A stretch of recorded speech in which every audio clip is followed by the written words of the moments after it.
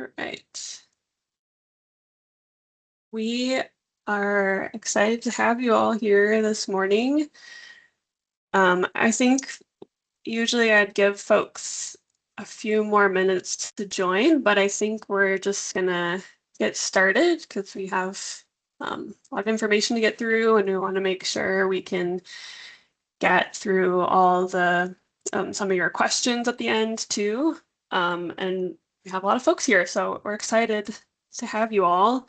If you want, put your name in the chat where you're joining from and maybe what brought you here today. So it's kind of helpful to see where folks are coming from. But we'll get started. So hi, I'm Erica Bjelland. I work with the Green Step program at the Pollution Control Agency. And we're excited to have some great speakers talking about data centers and local considerations. As I mentioned, I'm with the Green Step program. We're a challenge, assistance, and recognition program for sustainability initiatives. We work with cities and tribal nations. Maybe you'll notice our signs that we have to now notating which cities are Green Step cities and tribal nations, and we're best practice based. This year, we're trying something new and having a lot of the outreach and actions that we're focused on water. And in the future, we'll have different topics like air, waste. But this year, we're focusing on water, which is one of the reasons we wanted to focus on data centers for this topic. So if you're a Green Step community, check out the water challenge. There's action related to community engagement, infrastructure, and regulation, including adopting a data center as one of the best practices that you could use to reach step 5. This is part of a series of webinars that we're going to be having. The next one is focused on waste and water on Thursday, March 26th. More information about that coming soon, but this whole year is about water, so definitely check them out. I'm just briefly going to talk about this. What are we talking about when we're saying data center? But I think some of the other speakers are going to go more in depth on this, so I'll just briefly touch on it. Data centers can be really small, and we've had some in Minnesota already, but mostly like the one on the left in the picture. But mostly what we're talking about are these hyperscaler, these larger data centers that are about 100 megawatts or even a little less than that even, but there's a broad swath of what a data center actually means. But generally we're talking about hyperscale. It's used a lot of energy and uses a lot of water and creates a lot of noise.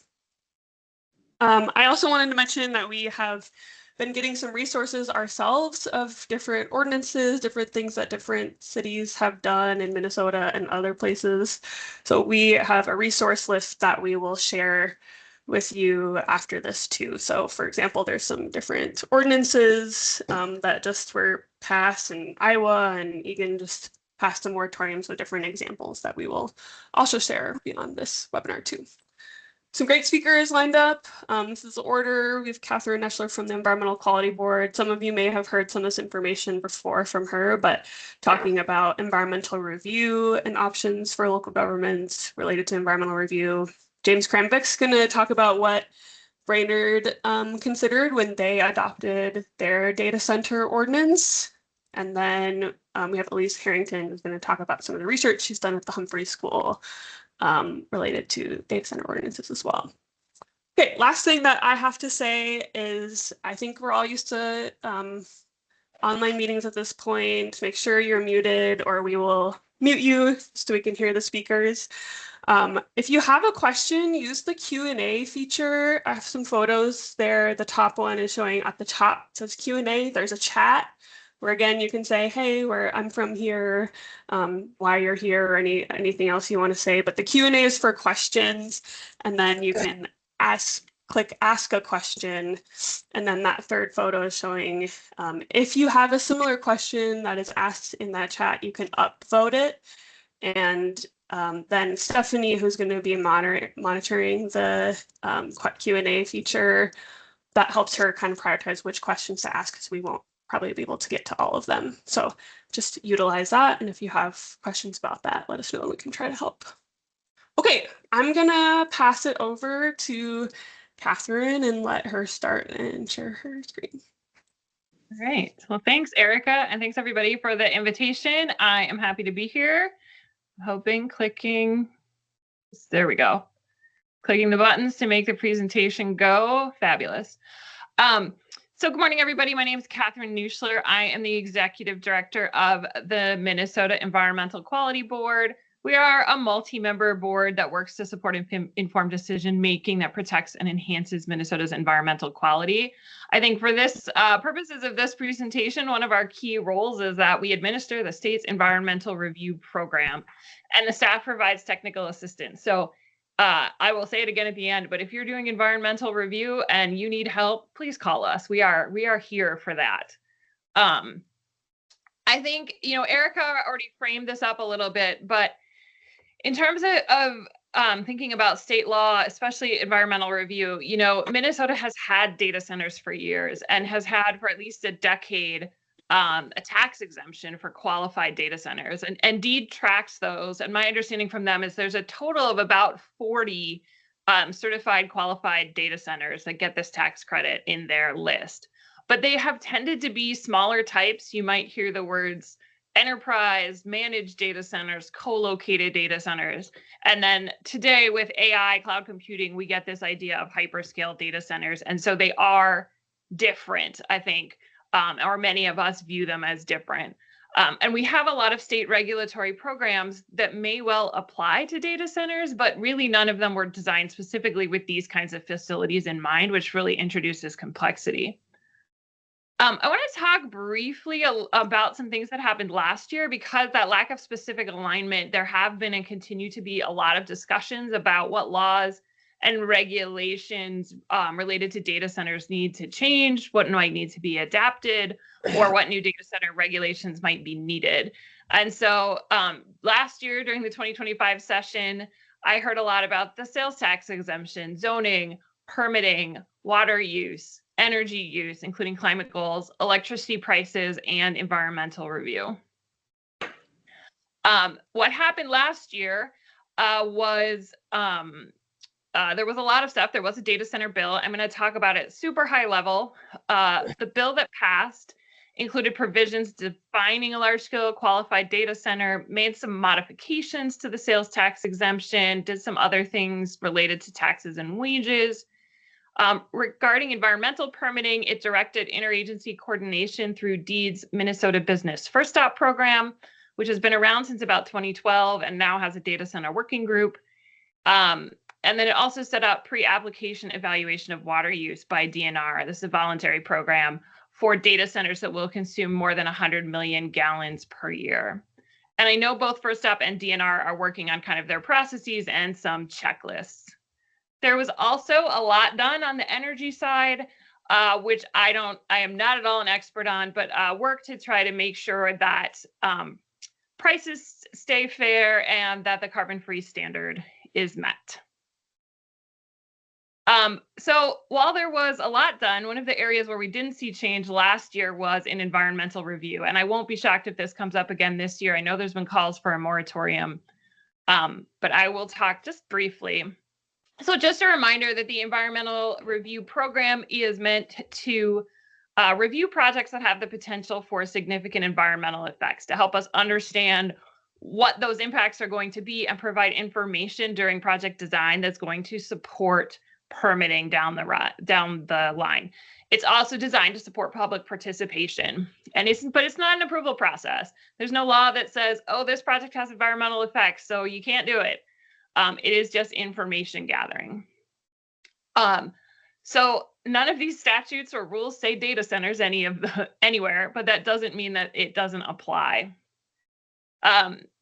So for lack of a better term, the environmental review program has kind of two tracks. The more standard process is laid out in 4410, which is administered by the EQB and includes all the information and procedures for review. But the statute and rules do recognize that in some cases, different procedures might work better. And one alternative that is specifically laid out in the rules is something called the Alternative Urban Area-Wide Review Process, or AUAR, which we've heard a lot about in relation to data centers, and I will talk about. And then there's also PUC processes for permitting and reviewing energy projects. These are also alternative processes that are laid out in Minnesota Statute 216I. Under the EQB rules in 4410, there are these three processes. The EAW and the EIS are the ones I think people are most familiar with.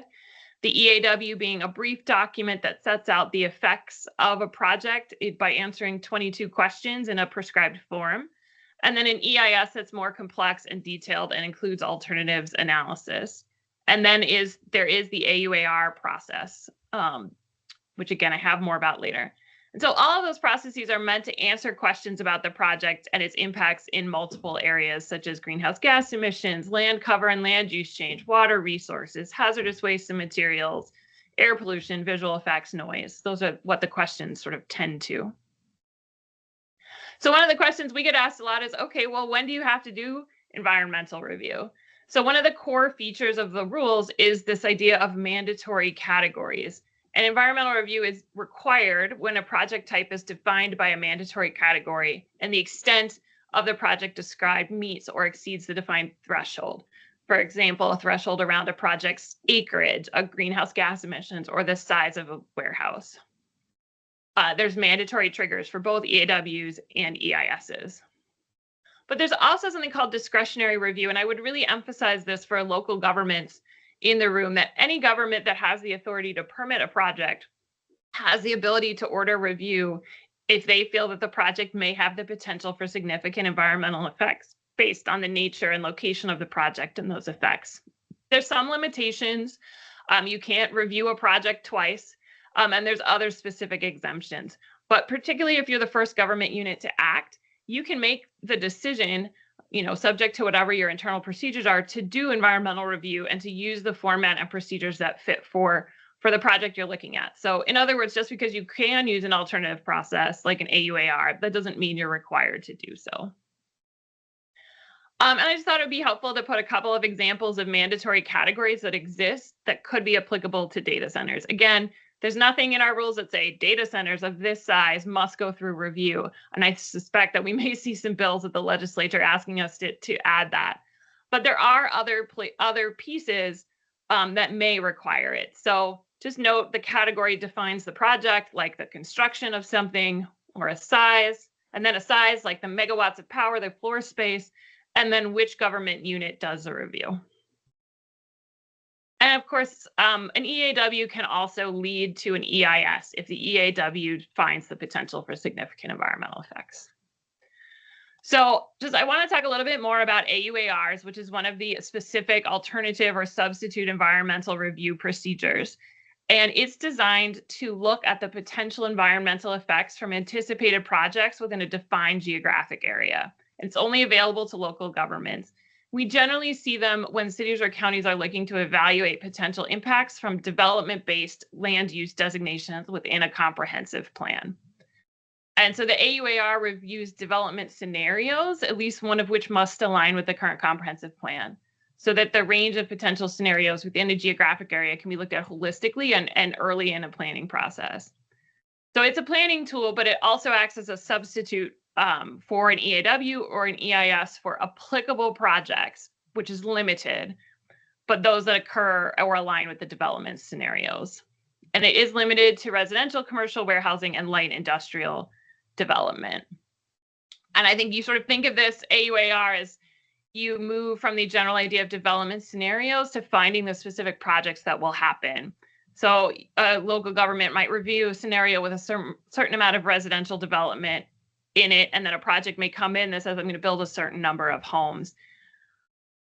But if that project that's proposed triggers a mandatory category that isn't one of the four that are allowed, then the appropriate review does need to be done. So even if it's mentioned in the development scenarios, and I think this is pretty likely to happen with data centers, that they may well have some pieces that need to be reviewed. This just very generally is the order of operations for an AUAR. It starts with a plan, an order for review, that puts together the boundaries of the scenarios. If there's a large project, there's some additional scoping that needs to be done. And then you draft your documents, including the environmental analysis, which is meant to be with a content similar to an EAW, but with an EIS level analysis. You do your public review, you adopt your plan. And I think what we really want to emphasize for AUARs is this concept of applicability that I just talked about: residential, commercial, warehousing, or light industrial projects.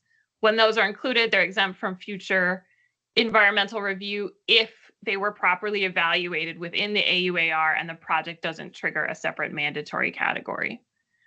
But if the actual development, either in total or in any specific area, is proposed to exceed the maximum development studied, then the AUAR might no longer be valid. So your projects, when they come in, have to stay consistent with the AUAR. So we always recommend you include a worst case development scenario.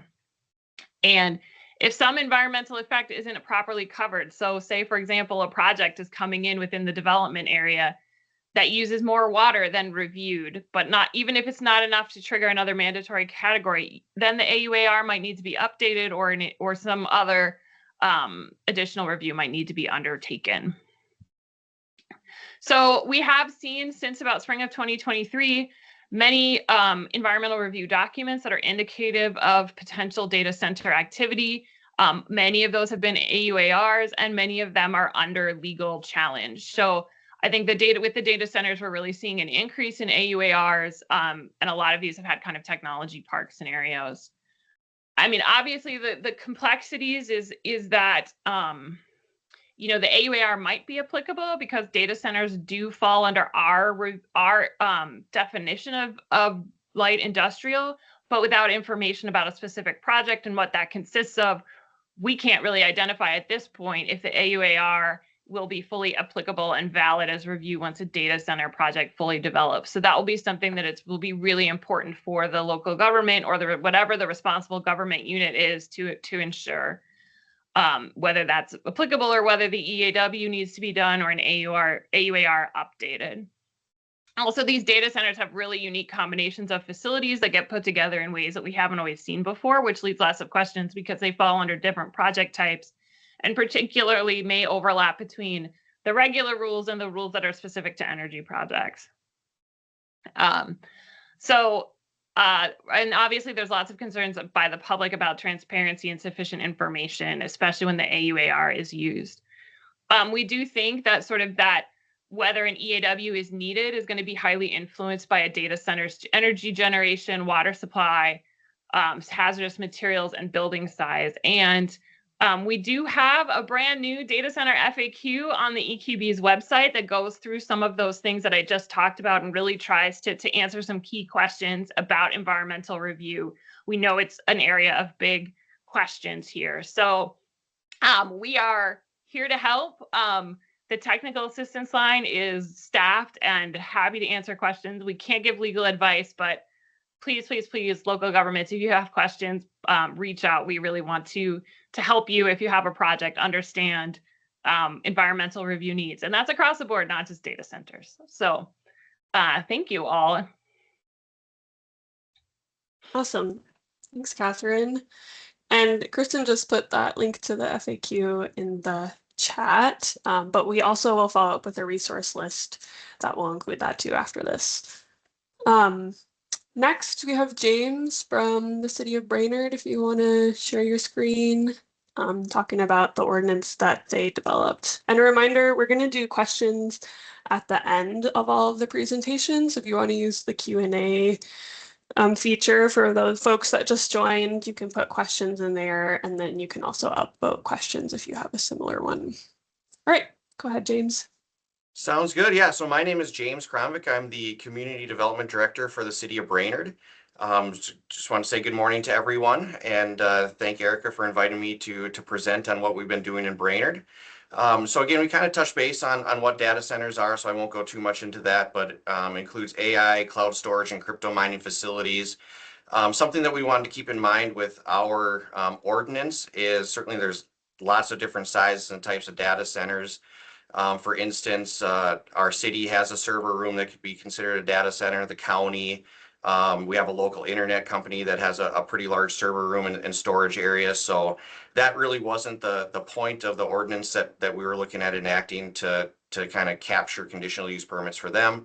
So we kind of wanted to separate kind of the larger data centers from kind of the smaller ones that are incidental to the use.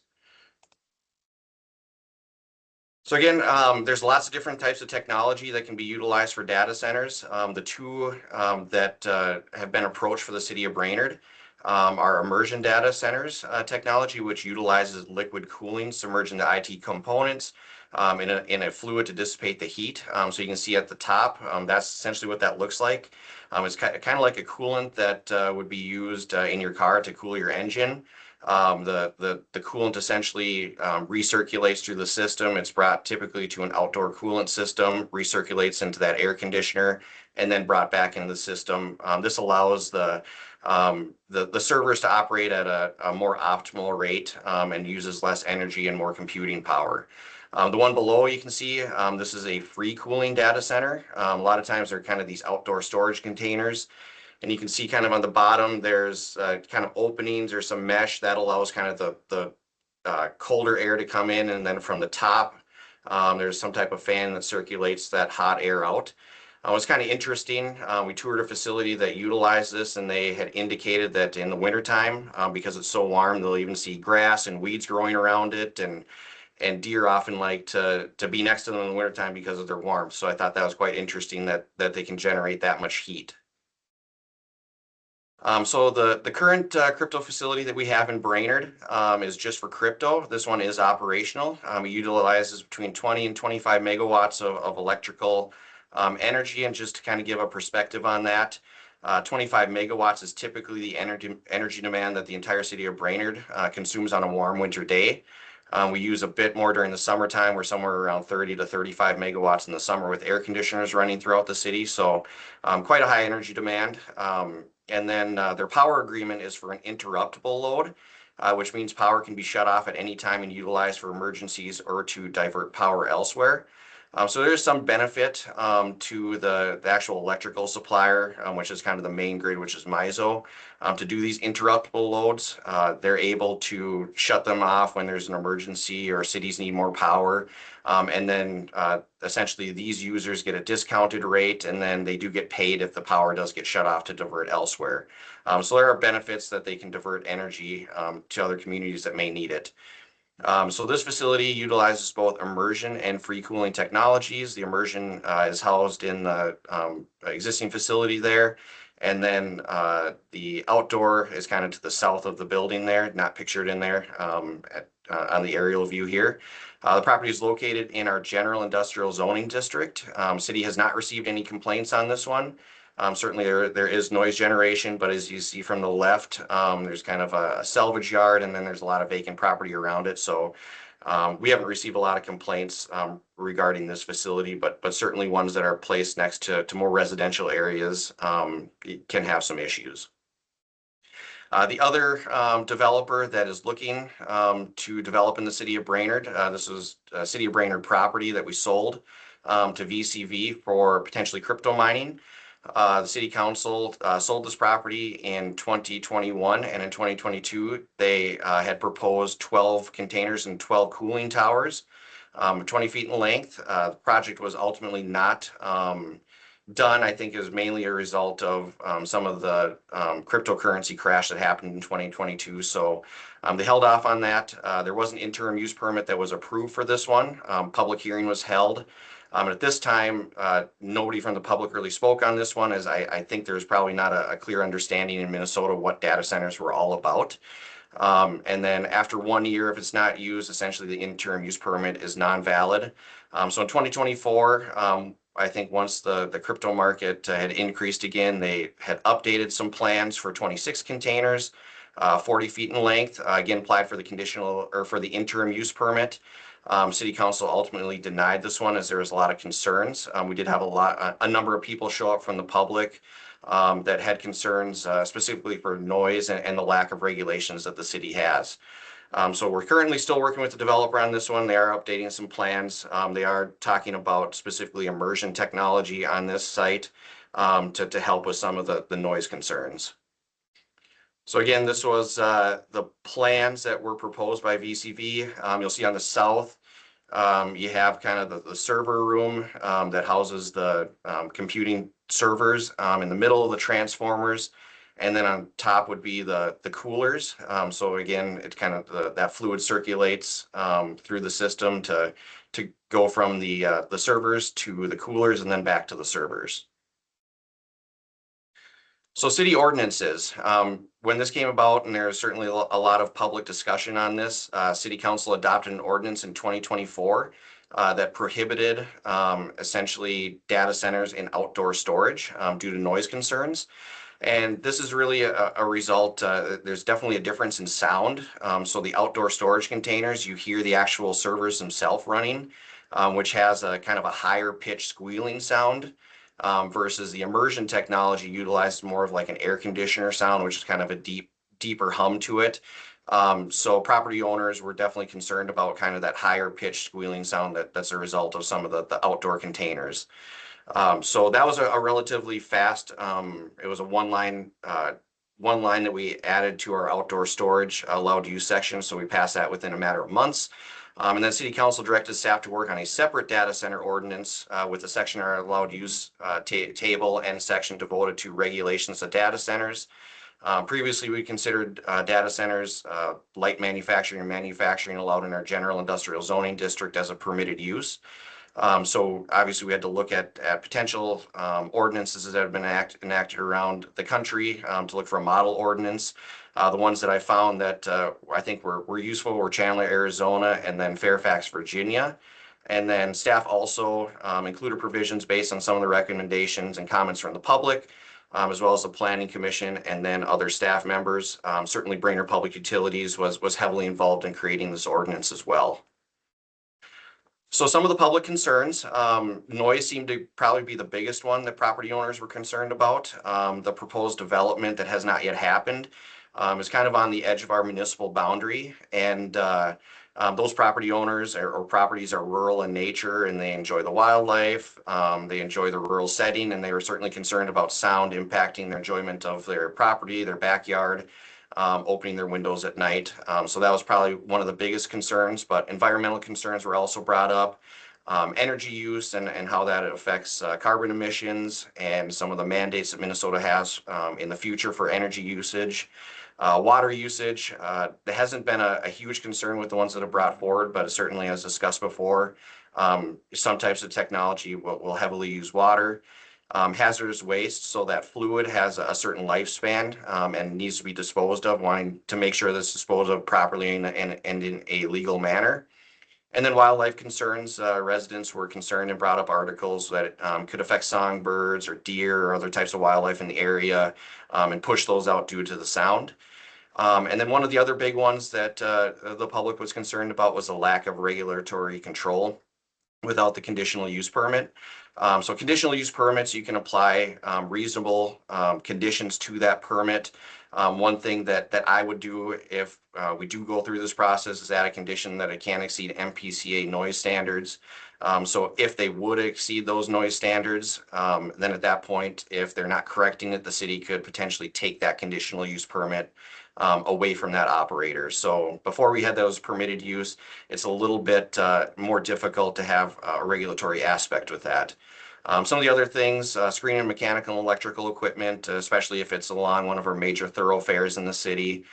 And then there's concerns about power supply for other residential and commercial uses. If a larger manufacturing company moves in that would provide a lot of jobs to the city, would we be able to provide that power to them? And then residents were also concerned if it would increase their energy costs. So with that, we took all those comments in and reviewed the model ordinances and just kind of wanted to highlight some of the things that we included in our City of Brainerd ordinance. So we only allow it in the general industrial zoning district by conditional use permit. So again, conditions can be attached, but what we also review is, if it's close to residential property, that might not be the best area for it. even though it's zone general industrial district, or there's potentially some sound mitigation things that can be done to help that case, and the city could put those conditions onto it. Again, mechanical equipment and similar noise sources must comply with the requirements of the MPC noise rules. So this is a regulation in our allowed use section, but I would also attach this as a condition. And then noise studies have to be conducted. So kind of 3 noise studies right away have to be conducted. First, kind of a baseline study to figure out what the noise is in the area, as there could be other industrial uses. Then also kind of a noise plan to show that, if they do install this, it's going to meet MPCA noise standards. And then once it's operational and kind of in the peak summer hours, summer is typically when it's the loudest because that's when it's the warmest out and needs to cool. They also have to conduct a noise study to ensure that it meets the plan that they had approved and is within those MPCA noise guidelines. Another provision we put in there is backup generators can only operate between 9 a.m. and 5 p.m. and during a power outage. So not wanting to see them kind of self-generating with loud generators on the site. Operator must provide a liaison between the hours of 8 a.m. and 10 p.m. each day. So this was a concern from the public. If there was a malfunction in one of the coolers or some type of situation where it's louder than normal, they wanted someone to be able to contact and call. And then again, we kind of talked about the hazardous waste plan, but a hazardous waste plan must be submitted and approved. Prior to operation, a water and wastewater plan must be submitted and approved. So that typically gets sent to the MPCA, and Brainerd Public Utilities would ensure that we can meet the water and wastewater demands of a potential facility that would use a lot of water. Outdoor equipment must be fully screened from adjacent rights of ways and properties. So this includes transformers and some of the outdoor cooling units. And then prior to operation, loads over 1 megawatt in capacity will be responsible for having a system impact study completed by the appropriate power transmission owner operator. So this kind of goes into the piece of ensuring that we can adequately supply power to not only the data center, but to potential future users and our own residents. So with that, that's kind of a summary of what we put in some of the most important elements in our data center. So we'll have questions at the end, but I did provide a link at the bottom to our ordinance, and I think Eric's will be sending out our slides, so certainly take a look at our ordinance. That's everything I have. Yeah, great. Thanks, James. Yes, and we will be sending out slides and links afterward too. Yeah, I appreciate it. I think it's always helpful to hear from someone that's gone through the process in another peer. So, okay, great. We will end with Elise. And again, just a reminder, put questions in the chat if you have them, and we'll go to that right after this. All right, go ahead, Elise. All right, thank you so much. I'm happy to be kind of rounding us out today, and we'll pick up on a number of things that James just talked about. So I'll try to not duplicate too much of what he just said. Just to give a little bit of kind of who I am and where this is coming from, I'm Elise Harrington, an assistant professor at the Humphrey School of Public Affairs in our science, technology, and environmental policy area, and have been a part of a team looking at how to support local governments in the state with more information and decision-making support about data centers, really driven by 3 partners, Byron, Lewiston, and Stewartville in Southeast Minnesota, working across multiple people at the university, as well as the Freshwater Society on a project funded by the Institute on the Environment.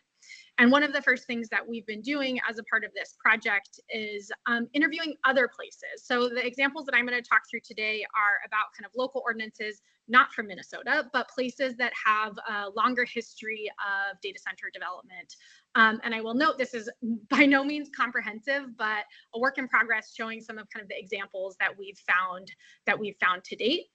And I just wanted to give a specific shout out to the 2 research assistants, Amy Benson and Anna Edmonds, who are working with me on this, who have done a lot of work on what I'm talking about here today. So kind of just a real quick general takeaway is that what we've heard from people is the opportunity to use their local ordinances to kind of proactively align data center development with local priorities and to address community concerns. And I think James just did a really good overview of how you can do that. I've kind of categorized a lot of the issues that come up in ordinances in 2 different buckets, those that are kind of really pretty commonly addressed, and those that maybe are less commonly addressed, but have really strong ties to sustainability and climate. So those that are commonly addressed are really thinking about what is the zoning, noise and aesthetics, and those that are less commonly addressed, although Brainerd is doing a great job on a lot of these, are thinking about air pollution, primarily from backup generators, energy and water considerations, and a bit about climate goals. So I'll try and touch on each of these pretty briefly.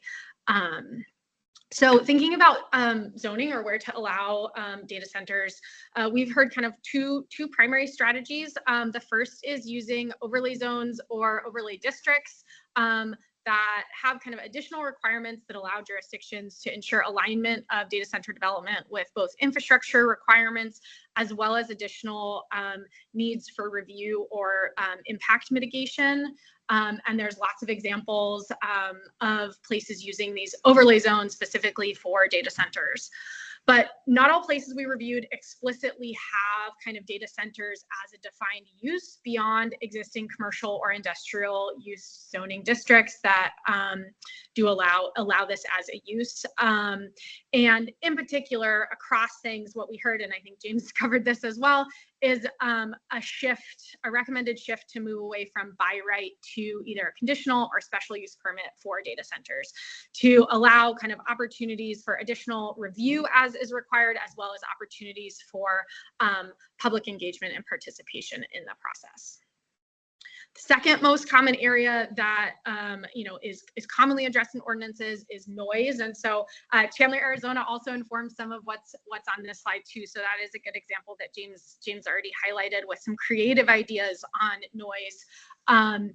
And so that includes kind of the first bucket of thinking about public engagement and information. So things like requiring notification to people who are in the area, requiring public meetings about noise concerns, having publicly available information about generator testing. When is that going to happen? This is often one of the sources of kind of noise complaints, and having that on-site noise liaison that Brainerd also already mentioned. The next bucket on noise really thinks about assessments and performance standards. So thinking about what are preliminary noise studies that can assess existing conditions, as well as ongoing assessments, often post-construction into the operational phase. Those often go hand in hand, also like James mentioned, with standards that set maximum sound pressure levels, so maximum decibel levels for data centers. And we've seen this in a couple of ways. One can be a specific limit for data centers, or one that is a little bit different, that's a specific standard for a zoned use type. So you actually might have different sound requirements depending on the zoned use type.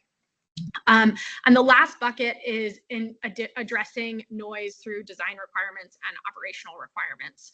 So the use of kind of sound mitigation methods in design standards, acoustic barriers to prevent sound kind of going out into other areas, as well as also what James mentioned, kind of limiting hours for generator testing or use. And so I'll just reinforce one of the things he raised, that some places allow generators to be used only in emergency or backup use considerations in their ordinances, and other places don't have that stipulation, but often will set limits for when those can be tested.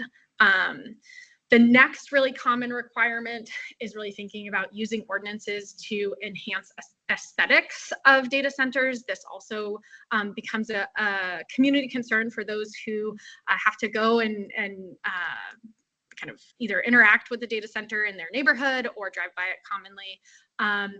And there's also an opportunity to think about how ways to address aesthetics also have some co-benefits with noise reduction, but we've put these into three buckets. Design standards, so these often emphasize the facade, typically what is the facade that is on any kind of main thoroughfare, but also address areas such as entryways, fencing materials, specifying allowable fencing materials. And this is usually to shift the visual appearance of a data center to look something more like an office building instead of like a giant warehouse. The next bucket is using buffers and screens.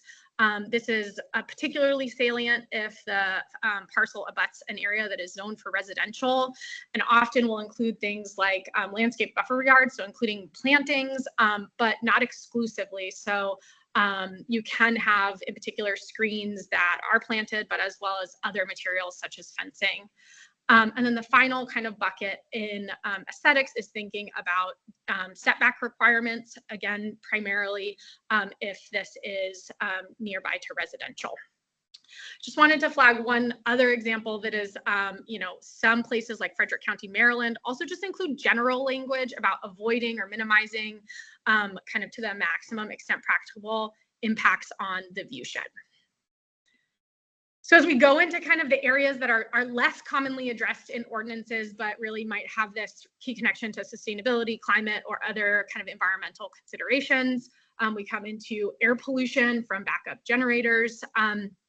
And there are not a lot of examples of places that are directly talking about air pollution in their ordinances, but here is one example from Frederick County, Maryland that requires EPA Tier 4 generators. EPA Tier 4 generators have more effective and advanced capture of nitrogen oxide, NOx, and particulate matter. So big things for thinking about air pollution from those generators. And I just wanted to make a point that we did hear from other places that they do require Tier 4 generators, but it's not included in their ordinance. Rather, it ends up included in their development contract. So that may be an example of why we don't see as much of this in ordinances themselves. The next bucket is thinking about kind of the energy and water unknowns, and this really has to do a lot with the information gap that local jurisdictions face about whether there are enough energy and water resources to serve a new data center. And I think James also just showed some really good examples of how to address that, but here's a couple of other ones. Required letters from utility companies. This is what York County, Virginia does, that they require letters that document sufficient capacity, both on the energy and water side. Lynn County, Iowa requires kind of a water study initially to demonstrate sufficient available resources, as well as a water usage agreement between the applicant and the county. This can cover a range of issues, but something like monitoring, data sharing, also stipulations for some supply constraints considering drought or emergencies. It also requires some demonstrated coordination with the Iowa Department of Natural Resources. The last point I have here on kind of unknowns is not exactly an unknown, but tied to ensuring safe use of backup generators, which is having fuel storage tank standards. This can include siting, size, allowable number, code compliance, safety, etc. Continuing kind of the discussion of energy and water, there's a lot more focused on kind of this information gap that I was just talking about than those that are really kind of requiring specific technologies to reduce or change energy and water use. But there is one example of local code that requires recycled water use from a recycled water system in the city of Santa Clara, California. They also have this kind of requirement for recycled water ready if a facility is not yet served by that recycled water system. It's possible there are others that have a similar requirement that we just haven't found yet, but it's not as common. I thought I'd throw in what we've heard as kind of a potential hypothetical, that there's an interest in exploring kind of similar tools, in particular the way that studies have been used both for noise and water to explore the opportunities for something like waste heat recovery and reuse, wastewater reuse, or recycled water systems. There aren't examples of this yet, but I think an interest in exploring these from folks we've talked with. It's also possible that some of these considerations end up coming out earlier in the process in zoning. So we see both in Virginia and California successful examples of aligning either some kind of waste or recycled water reuse system with actually where they're encouraging data center development in the first place. Okay, the last thing I'll cover is just briefly talking about where we've seen some climate and other environmental impacts. Again, not as many examples of this as others, but we do see 2 examples from Frederick County, Maryland, thinking about the identification of fragile ecosystems and watersheds in the vicinity, and taking measures to avoid or minimize impact on those areas, as well as lighting standards to mitigate impacts on wildlife. And then finally, I'll just include a recommendation from the Georgetown Climate Center to address climate pollution that's including these within the overlay zone, including specific provisions that might address climate mitigation or reduce climate pollution. There are also examples like in the city of Santa Clara, California, where they're trying to address data centers in their climate action plan. So it's a little bit of a parallel way that they're doing it. It's not in their ordinance exactly, but there are other mechanisms that we're starting to see. Okay, so I'm happy to share more. We have copies of ordinances too, and I'll share this out with Erica so that it can be shared with you all. We're working on a summary of this and are working on kind of a toolkit that will come out of this research as well. If you want to be in the loop, you can send me an email or feel free. There's a form at this QR code if you want to be up to date as well. Great, thank you. That was a lot of great information, well laid out. Appreciate it. Okay, great. Now I wanted to give a quick moment for our colleague and partner, Catherine Kemp, to talk about some follow-up and research that the Great Plains Institute is before we get to questions. Looks like about 15 minutes for questions, which is great. Reminder that if you have questions, put them in the Q&A and upvote them as you can, but we're gonna give Catherine, can you unmute and talk a little bit about what y'all have been working on at Great Plains Institute? We have a brief poll that you can do in the background as we answer questions too.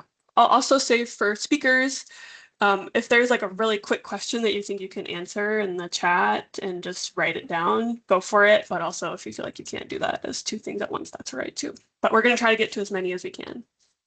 Catherine Kemp, are you on? Yes, can you hear me? Yes. Awesome. Great presentations, and I had so many good questions in the chat, so I want to make sure we have time for that. So very quickly, I'm Catherine Kemp with the Great Plains Institute, longtime Green Step partner, and we've got a couple of projects where we can provide assistance to communities who are navigating data center developments.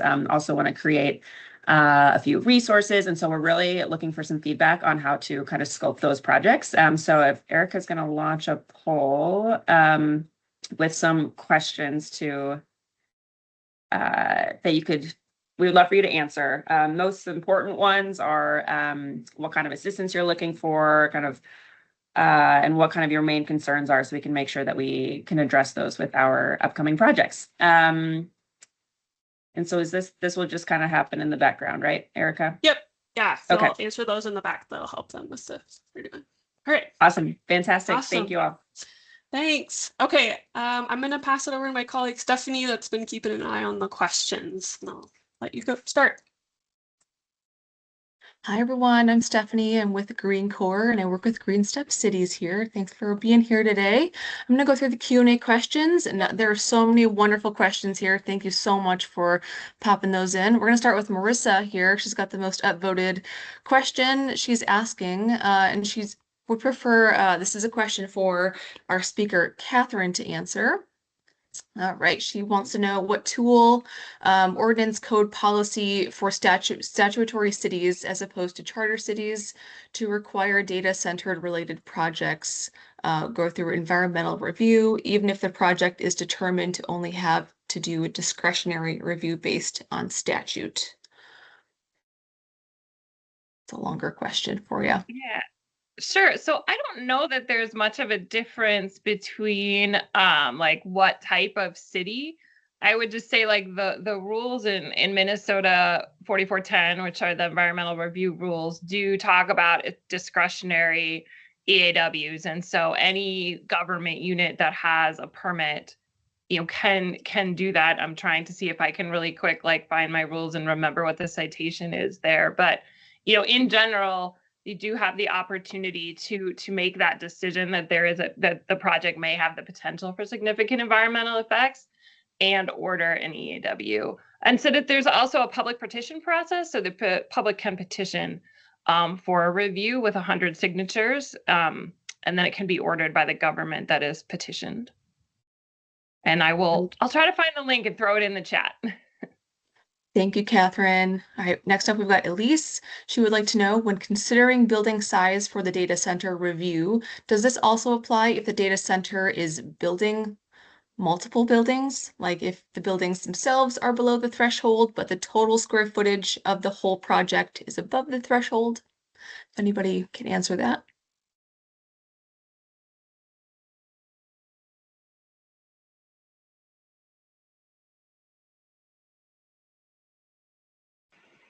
Stephanie, do you want to repeat that? I think I missed it. I'm Yes. sorry.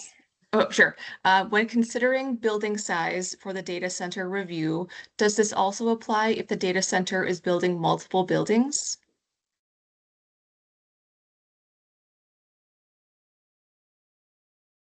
That's a great question. In environmental review, it talks about gross floor space. And one of the tenets of environmental review is to look at the project as a whole. But it is also, there's a lot of discretion, right? EQB sets up the rules, but they're implemented by the governments. And so there's a lot of discretion for the governments to decide how to implement them. Thank you, Catherine. We're gonna move on to Mary. Thanks, Mary. How do data centers impact local tax base? Are they a high value building or more similar to an outdoor storage facility?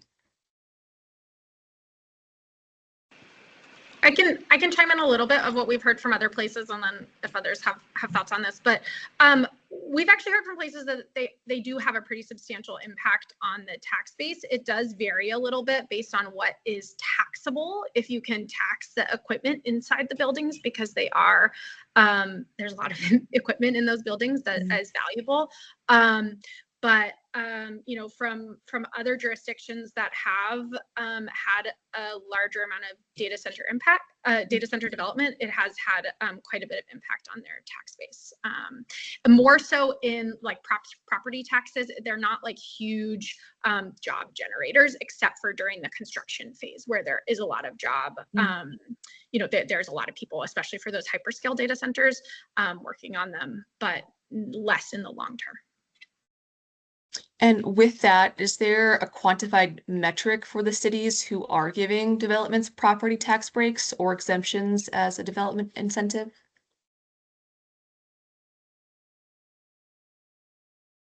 I don't know the answer to that one as well. Fair Maybe enough. others. I don't know. I don't know, James, if you have thoughts on your metrics for that, but Yeah, and I guess the city of Brainerd hasn't offered any tax incentives. I think a lot of these data center companies have been targeting areas that have available power. And when they do come and find that available power, which is unique to some cities, they, at least from the city of Brainerd's perspective, they haven't been asking for tax breaks. Very good. Thank you, Elise and James. We'll move on to Sadie's question here. And this is actually for you, James. It looks like, along with hazardous waste, are other hazards like fire internally or externally caused, flooding, are those covered in data center or city plans and documents? So, you know, anytime a larger facility or a facility is going to be built, part of the review process is bringing in multiple department heads. So community development director, building official, public utilities director, city engineer, and then our fire marshal. So, you know, certainly if there's any outdoor tanks, fire marshal is going to be reviewing setbacks on something like that. Depending on the size or type of use, there could be suppression system requirements as well. So that's part of our review process is, you know, even before we get to a certain point of approval, we're already sitting down with the developer so they understand what some of the other things that they have to potentially put on their site to mitigate hazards. Thank you, James. I love that we're getting through so many questions. Another one for you, James. This is from Catherine. For the facility in Brainerd, when you say that they can shut off the power and divert it elsewhere, are the electric companies generating more electricity than before, or is it just putting more load into the grid? And how does that, if you know, how does that impact the population on that grid? So, I'm not an energy expert. That'd probably be a little bit more of a question for a public utilities director. But kind of my understanding is, you know, certainly if these electric companies are only generating enough power for cities and then there's an emergency, you can't divert power. So, you know, typically you're generating, you know, at times more power than what you might need it for emergency, you know, purposes. And then these data centers are a way to offload some of those, the energy that's being created for those emergency situations and peak usage times as well. So you might have more usage during the day than the nighttime, and data centers might have to use their energy according to that as well. So I don't have a perfect answer for that, but you know, I believe that's kind of the case that you're looking at with energy usage. Thank you, James. Oh, another one for James. My goodness. This is from Matthew. James would like to know if, or James, this is for you. Does the liaison have to be on site or can it just be someone off site, like a call center or office situation? In our code, it's not required to be on site. The facilities that we have, they're typically said there's going to be probably between 5 and 7 employees. There's usually probably a security guard on site for some of these facilities, and then people to maintain and operate the servers. So it's usually about 5 employees, and certainly there'd be an expectation that they need to answer the phone during that time, and if not, that they may be out of compliance with the conditional use permit. James, we've got another one for you here from Sadie. Did the conversations about noise and outdoor storage also include the use of backup generators? So that really didn't come up too much. The existing ones really didn't have as much of a need because they're interruptible loads for crypto mining. So self-generation wasn't as big of a thing. I know for AI data centers, those aren't interruptible loads typically, and they need to continue, or probably cloud storage as well, need that constant energy supply. So if there is a power outage, that's a significant thing for a cloud storage like Google or an AI data center. They need to be operational. So it didn't really come up with ours. I noticed it. I think it was in the Chandler, Arizona model ordinance, and I thought it would be something good to put in there. So it's in our ordinance, but also Brainerd Public Utilities wouldn't really let them self-generate either. Most likely, it's probably going to be more for emergency purposes. I know people, I think, have asked a question about potentially putting solar fields next to these. That has come up before. The way our power contracts work, it can't be directly related to it. It has to go into our energy grid first through Brainerd Public Utilities, and then they get credit for that energy that they've supplied through that. So there has been talk about doing that with some of our facilities. Very good. And I know we get a question about solar in the Q&A there. Looks like someone answered that. Oh, I just lost my question here. Let's see. We're going to go to Michael in the chat. Thanks, Michael. James, I'm picking on you here. How was it initially decided that Brainerd would treat data centers as a permitted manufacturing use? Was this based on a longstanding zoning definition of manufacturing, or was that an earlier code amendment that was completed when data centers started being a thing? So it was kind of before my time as community development director. As a previous community development director, and again, data centers, developers had approached the city and kind of specifically the EDA and city council, and that's the interpretation that was made at that time. Again, once I think there's a little bit more understanding of the impacts of these data centers, that's where city council kind of wanted to have a separate use for it. So at times uses like retail can be a whole different, can be a ton of different types of retail within there. Kind of same with manufacturing. There's a lot of different types of manufacturing that could fit into one area. At times you need to take, like, for instance, retail, alcohol sales are a separate use in our zoning code. So you kind of extract it out of retail and make its own separate uses and conditions that are applied to it. So we did a similar thing with data centers. Got a question for Elise here. Has your study looked into historical use of noise ordinances? No, that's such a good question about the kind of enforcement of these as opposed to just including them in there. We heard recommendations from people that, like, you should definitely include something in it, and not a lot of discussions about, well, now that you've included it, can you actually enforce it? And so I wrote a note of this to follow up with the folks that we talked to about this who have had these in place for a little while, to ask them that question. And happy to get back to folks on that because I don't know the answer to it, but it's a really good question. Very good. Thank you, Elise. Thank you, James. Thank you, Catherine. We are at 10:59. Erica, I'm going to send it back to you to wrap things up here. Okay, great. Yeah, I appreciate you all coming today. This was great conversation, great question answer time too. No, we didn't get to all of them, but if you have questions, I will give the slides, and I'm sure folks will be willing to talk with you after as well. But grateful for the time today, and hopefully see you all again soon for our waste webinar in March too. Great. Thanks, everyone. Thank you all. Thank you. Great questions.